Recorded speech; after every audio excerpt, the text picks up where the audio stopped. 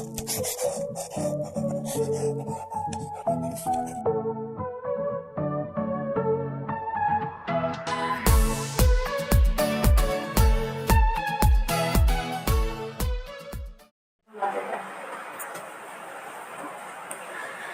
day everyone, I am Chrislyn Nomyo. The topic that I'll discuss to you is all about quantitative and qualitative variables. Here's the learning outcomes. First, identify the quantitative and qualitative variables. Second, identify the types of variables or quantitative and qualitatives. Before we proceed to our discussion, here are some questions that you need to answer. Direction: identified whether the statement is qualitative or quantitative. Number 1, what's your favorite subject in school? 2, where do you plan on attending college? 3, what is your student ID number? 4, how many states have you visited in your lifetime? 5, how many siblings do you have? If you know the answer, just comment in comment section. Then, let's proceed to our discussion.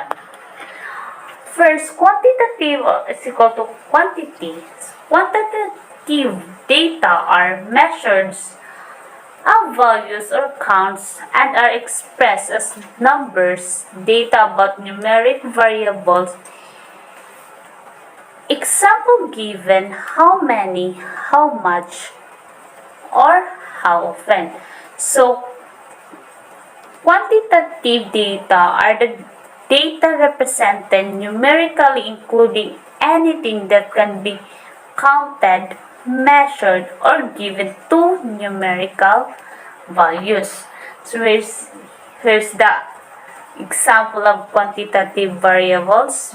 Take on numerical values: number of students in a class, number of square feet in a house, population size of a city, age of an individual, or height of an individual. So second is qualitative or quality. Qualitative data are measured of types and may be presented by a name, symbol, or a number code. Qualitative data are data about categorical variables. Example given: what type. Data collected about the numerical variables will always be quantitative, and data collected about the categorical variables will always be qualitative. Therefore, you can identify the types of data prior to collection based on whether the variable is numerical or categorical. So, qualitative data is the descriptive and conceptual findings collected through questionnaire, interviews, or observation. Here is the example: qualitative variables take on names or labels, eye color, gender, breed of dog, level of education, marital status.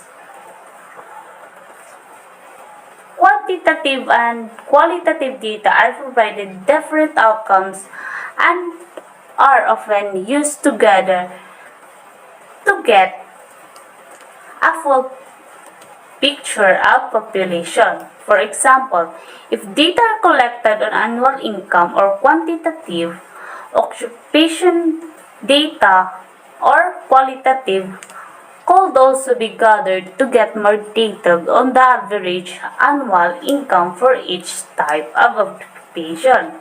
Quantitative and qualitative data can be gathered from the same data unit depending on whether the variable of interest is numerical or categorical. Here's the example of Data unit, a person, a house, a business, or a farm. In numerical variables or quantitative data, in a person, how many children do you have? How much do you earn? How many hours do you work? In a house, how many square meters in the house? In a business, how many workers are currently deployed in a farm? How many milk cows are located on the farm? In categorical variables or qualitative data, in a person, in which country were your children born? What is your occupation? Do you work full-time or part-time? In a house, in which city or town is the house located? In a business, what is the industry of the business? In a farm, what is the main activity of the farm? So,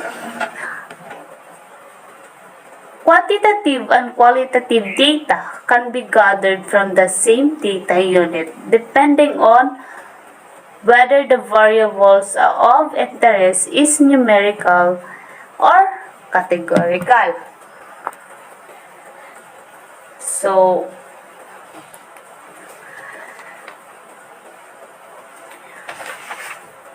we're finished our discussion. Here's the practice exercise that we need to answer. Direction. Choose the correct answer. So, question number 1. Which of the following is an example of qualitative data? A. High school graduate or not.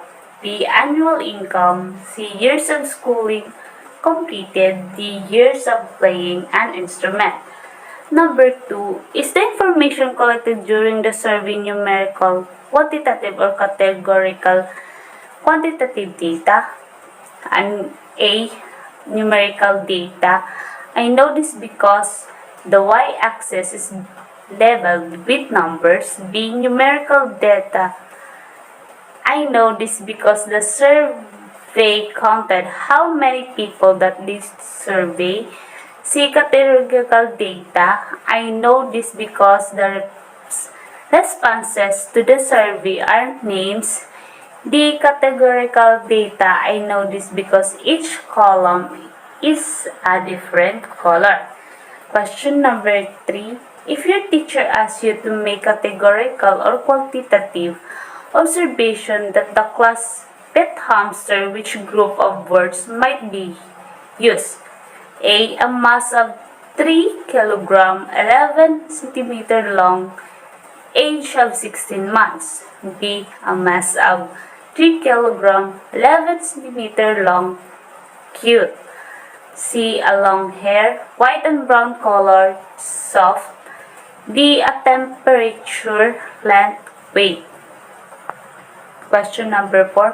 Which of the following is an example of quantitative data? A. High school graduate or not. B. Monthly paycheck amount. C. Whether or not you are employed. D. What type of vehicle you drive. 5. Which of the following is an example of quantitative data? The color of your cat. B. A person's state of residence. C. A person of zip code. D. A person of height. So if you know the answer, just comment in the comment box.